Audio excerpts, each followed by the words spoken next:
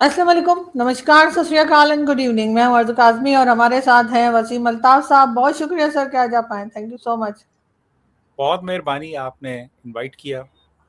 سر آپ کا بہت شکریہ، آپ کے بزی شیڈیول میں سے آپ نے ٹائم نکالا۔ اور ٹاپک جو آج ہے سر وہ ویسے تو کافی انٹرسٹنگ ہے، لوگ اس پہ ہنس بھی رہے ہیں، پریشان بھی ہو رہے ہیں اور حیران بھی ہو رہے ہیں۔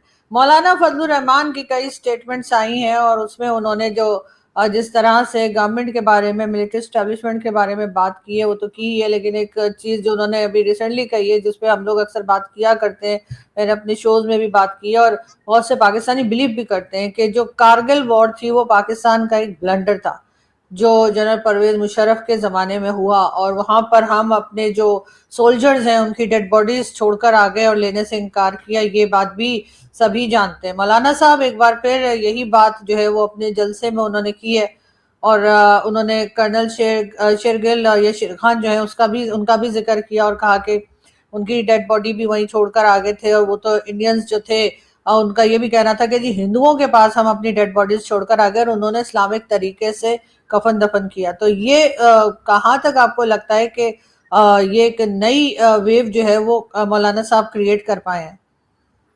دیکھیے بات تو بالکل صحیح ہے کہ جو انڈین سورسز ہیں ان کے مطابق 249 جو پاکستانی سولجرز تھے ریگولر آرمی کے، وہ وہاں پہ انڈین زمین پہ موجود تھے، ان کی ڈیڈ باڈیز تھیں وہاں پہ جب یہ کانفلکٹ ختم ہوا ہے۔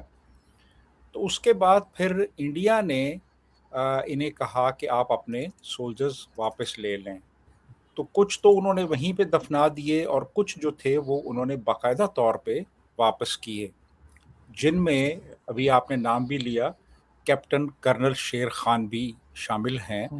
اور اس میں انٹرسٹنگ چیز یہ ہے کہ brigadier M P S Bajwa جو کہ بریگیڈ کمانڈر تھے وہاں پہ انڈین آرمی کے، انہوں نے باقاعدہ طور پہ ریکمینڈ کیا کہ ان کو ایک گیلنٹری ایوارڈ دیا جائے، ان کو ایک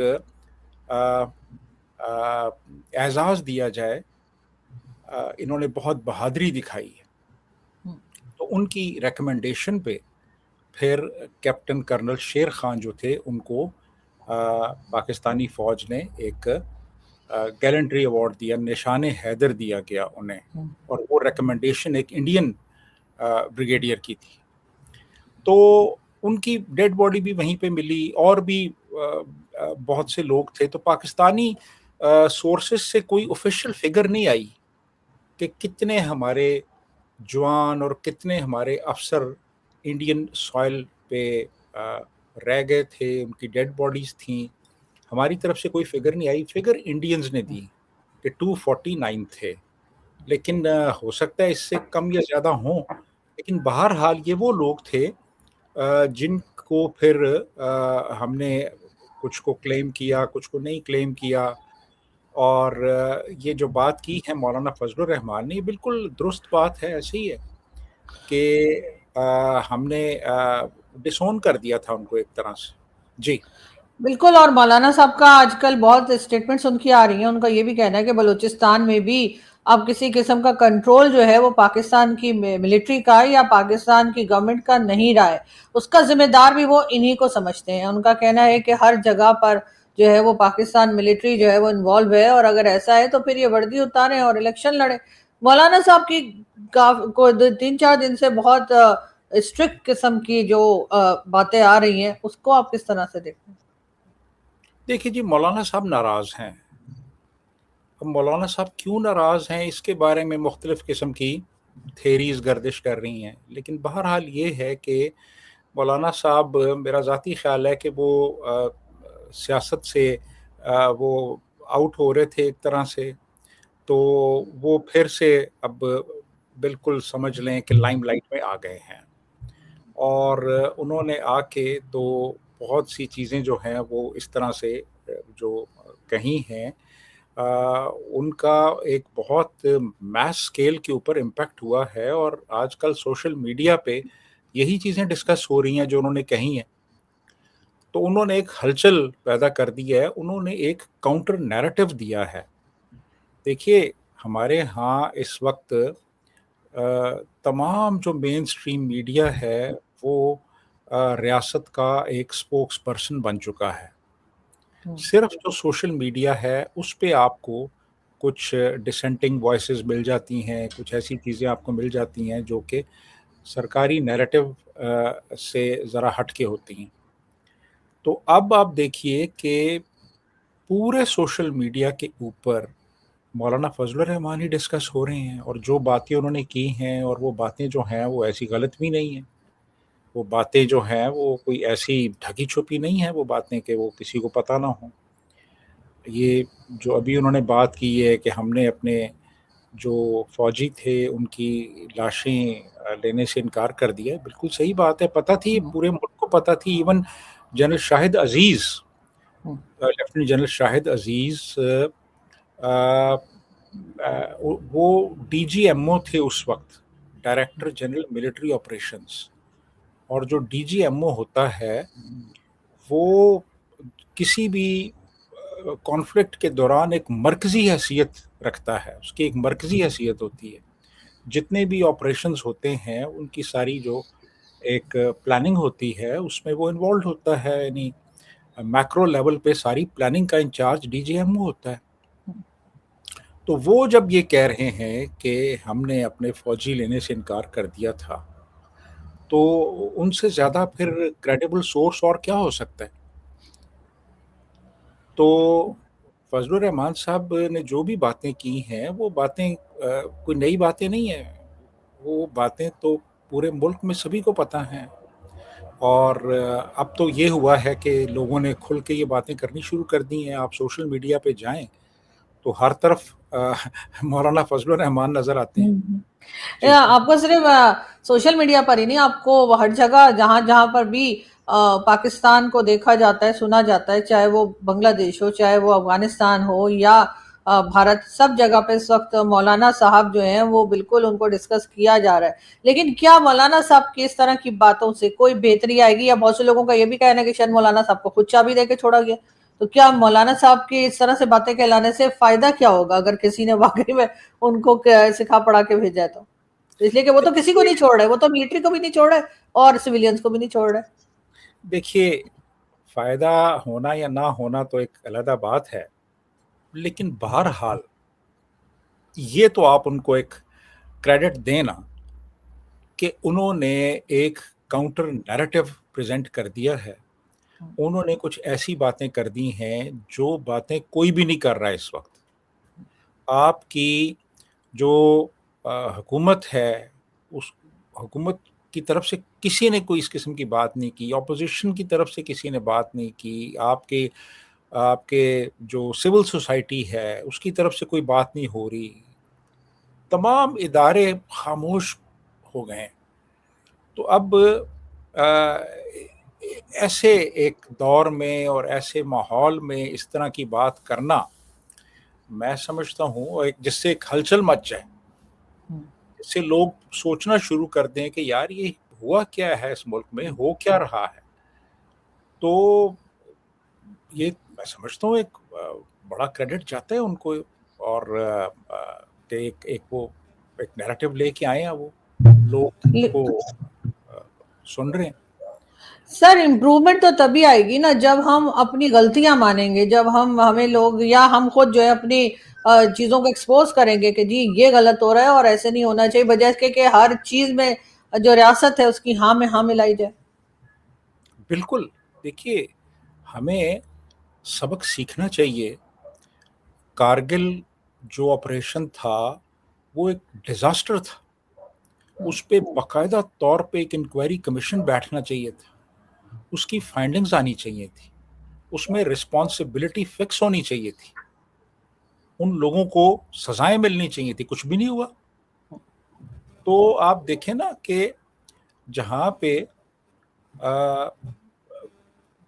کوئی ایکشن نہیں لیا جاتا، جہاں پہ کسی کو اکاؤنٹیبل نہیں ٹھہرایا جاتا، سزا نہیں دی جاتی، وہاں پہ تو پھر یہ چیزیں ہوتی رہتی ہیں نا، ریپیٹڈلی ہوتی ہیں یہ چیزیں.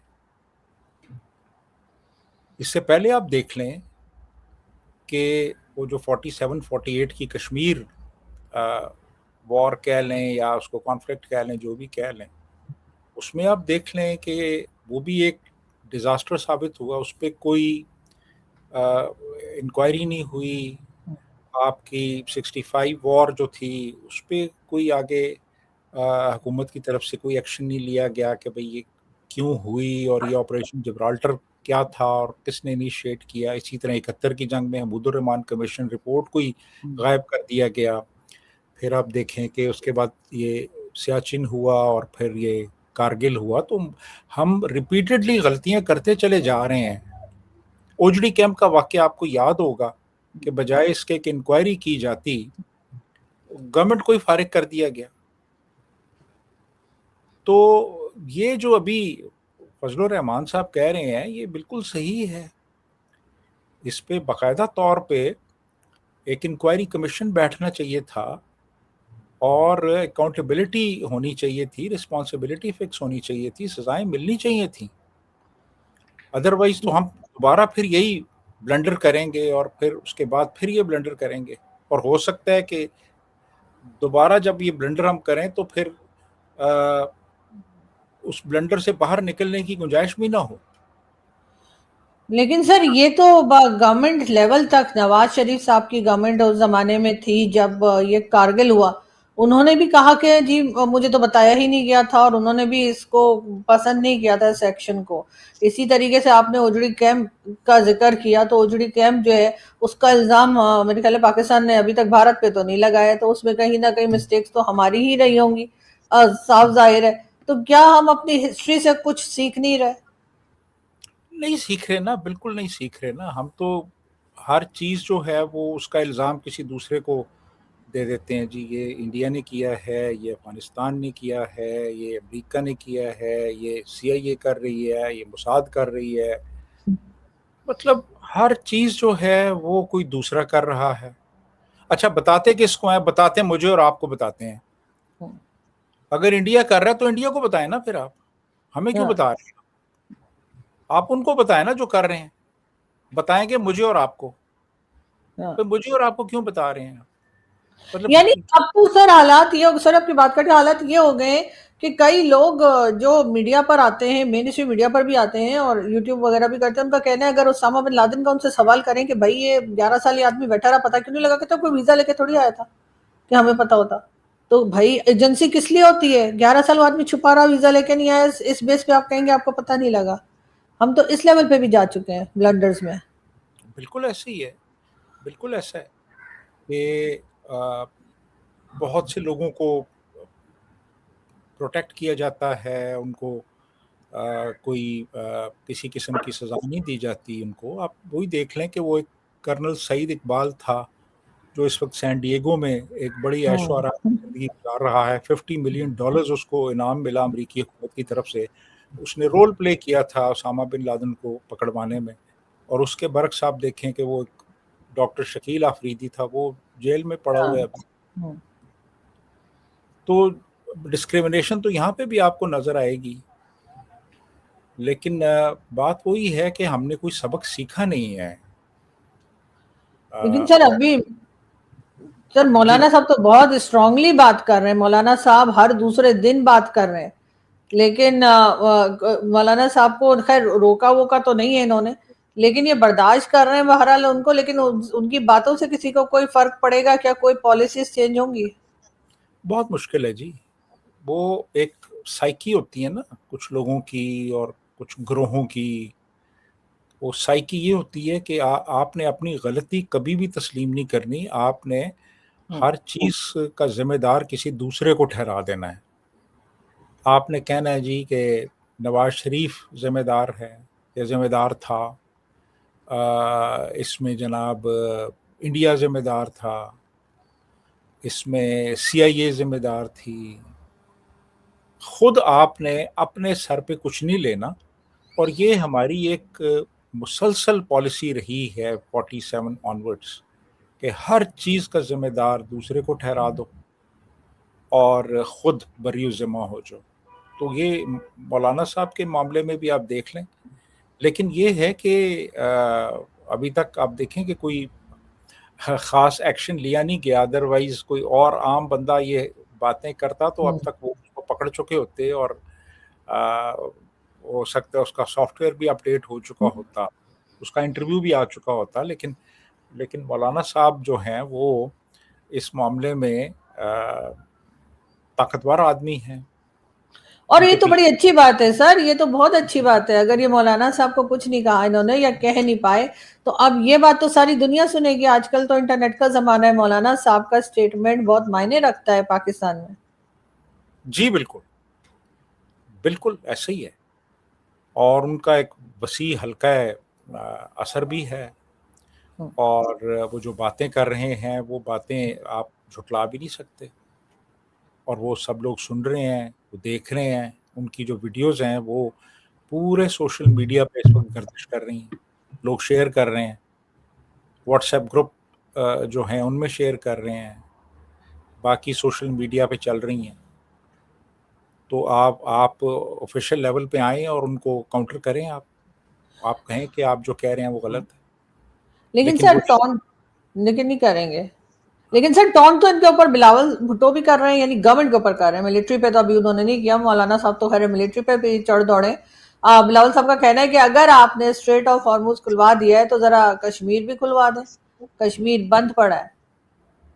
کشمیر بند پڑا ہے، آپ کا جو بلوچستان ہے وہاں پہ حالات انتہائی خراب ہو چکے ہیں، آپ کے کے پی میں حالات خراب ہیں، گلگت بلتستان میں اس وقت انریسٹ ہے. تو میرا خیال ہے ان لوگوں کو اپنے ملک کے اوپر فوکس کرنا چاہیے، بجائے اس کے کہ یہ کہہ رہے ہیں جی کہ ہم لیبیا کے بھی جا کے کوئی معاملات سیدھے کروائیں گے، اور بھی پتہ نہیں کہاں کہاں انہوں نے جانا ہے. لیکن اپنے ملک کے اندر جو حالات ہیں وہ تو بگڑتے چلے جا رہے ہیں. اس وقت آپ دیکھیں نا کہ وہ جو وکلاء ہیں انہوں نے بھی ایک لاہ عمل ترتیب دے دیا ہے. فضل الرحمان بھی کہہ رہے ہیں کہ ہم بھی شروع کر رہے ہیں اپنا ایک ایجیٹیشن، پی ٹی آئی شروع کر چکی ہے. اس کے بعد پھر کشمیر اور گلگت بلتستان میں تو آلریڈی حالات خراب ہیں. تو میرا خیال ہے کہ لیبیا ابھی نہ جائیں، یہ کچھ جو اپنے ملک کے اندرونی حالات ہیں ان کو کچھ درست کر لیں. سر جی علی احمد کرد صاحب بھی بڑے ناراض ہیں، ان کی بھی کئی سٹیٹمنٹ جو ہیں وہ اسی طرح کی آ رہی ہیں، اور ان کا بھی غصہ جو ہے وہ اس وقت آپ دیکھ سکتے ہیں ہر جگہ سوشل میڈیا پہ جہاں جہاں بھی وہ بات کر رہے ہیں ایونٹس میں. ان کا بھی کافی حد تک جو سٹیٹمنٹ ہے وہ تو گورنمنٹ اور اسٹیبلشمنٹ کے خلاف جا رہا ہے. جی جی ایسے ہی ہے، ایسے ہی ہے. وہ خاصے ناراض ہیں وہ بھی، اور جذباتی آدمی ہیں لیکن دلیر بھی ہیں، بڑی کھل کے باتیں کرتے ہیں وہ. ابھی ان کی ایک تقریر بڑی وائرل ہو چکی ہے سوشل میڈیا پہ. یہاں پہ انہوں نے وکیلوں کے ایک کنونشن تو نہیں تھا، ایک ان کی وکیلوں کی ایک میٹنگ تھی، اس میں انہوں نے خطاب کیا. تو وہ ویڈیو بھی بڑی وائرل ہے اس وقت علی احمد کرد کی. تو کچھ حالات اس طرح کے بنتے چلے جا رہے ہیں کہ بہت سے لوگ شاید اب بولنا شروع کریں. جی بالکل سر، ایسے لوگ جن کو لوگ دیکھتے ہیں، سنتے ہیں یا جنہیں پہچانتے ہیں، یہ لوگ جب بات کریں گے تو ظاہر ہے کہ اس کا تو مطلب یہ کہ اب جو پرابلمز ہیں پاکستان کے، جو ایشوز ہیں گورنمنٹ کے اور باقی گورنمنٹ لانے والوں کے، وہ اب نیکسٹ لیول پہ جا چکے ہیں. تو لاسٹ میں یہی پوچھنا چاہوں گی، کچھ بہتری کی امید کری جا سکتی ہے پاکستان کے لیے؟ بہتری کی امید فی الحال جو اس وقت دستیاب صورتحال ہے اور جو موجودہ حالات ہیں ان میں تو نظر نہیں آ رہی تھی. مطلب پولیٹیکل انسٹیبلٹی اور اکنامک جو کرائسس ہے وہ اس وقت اپنی انتہا پہ ہے. لوگوں میں شدید بے چینی ہے، فیڈریشن کا برا حال ہے. اصولی طور پہ تو دیکھیں نا، ایک فیڈریشن میں جتنے بھی فیڈریٹنگ یونٹس ہوتے ہیں وہ اپنے آپ کو ریلیٹ کرتے ہیں فیڈریشن کے ساتھ. تو آپ ابھی بلوچستان میں یا کے پی میں یا کشمیر میں یا گلگت بلتستان میں جائیں اور لوگوں سے پوچھیں کہ فیڈریشن کے لیے ان کے دل میں کیا احساسات ہیں, کیا جذبات ہیں, تو آپ کو پتہ چل جائے گا کہ اس وقت فیڈریشن بہت ہی کمزور اس وقت حال میں ہے.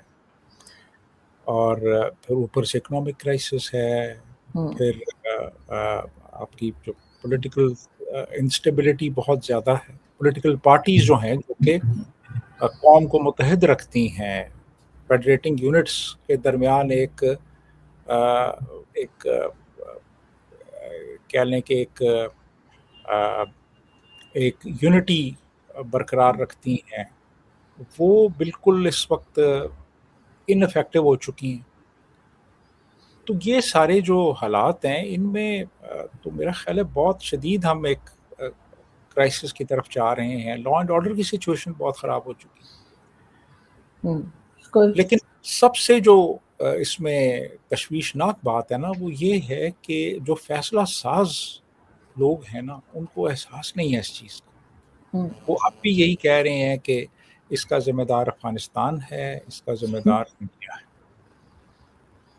حالانکہ مولانا صاحب نے بہت کچھ ایکسپوز کر کے رکھ دیا ہے, لیکن اس کے باوجود اگر یہ بھارت اور افغانستان کا نام لے رہے ہیں تو اب اس میں یہی کہا جا سکتا ہے کہ ان کے پاس کوئی دوسرا راستہ نہیں ہے. ان کو چاہیے تو یہی کہ ایکسیپٹ کر لیں. مولانا صاحب نے ان کو بہت بری طریقے سے, جیسے کہتے ہیں نا, چوک پہ ایکسپوز کر دیا ہے. تو ان کو ان کی بات جو ہے وہ سن کر اور پھر اپنے آپ کو صحیح کرنے کی کوشش کرنی چاہیے. جی جی بالکل بالکل. اصولی طور پہ تو یہی ہونا چاہیے کہ جو بھی بات ہوتی ہے, بجائے اس کے کہ آپ کہیں جی ہم نے دوسرے کو نیچا دکھانا ہے یا دوسرے کا بند کرنا ہے, دوسرے کو بات نہیں کرنے دینی, میرا خیال ہے کہ تھوڑا سا سول سرچنگ بھی ہونی چاہیے. کچھ اپنے اندر بھی جھانکنا چاہیے کہ یار ہم کہاں پہ کھڑے ہیں, ہم سے کیا غلطیاں ہوئی ہیں, ہم نے حالات کو کیسے درست کرنا ہے. لیکن وہ جب آپ کے پاس یعنی ایبسولوٹ طاقت آ جاتی ہے نا, تو پھر آپ یہ چیزیں نہیں سوچتے. بالکل. اور زیادہ پاور کبھی کبھی سوچنے نہیں دیتی شاید. بہت شکریہ سر کہ آپ نے آج جوائن کیا. Thank you so much. Thank you.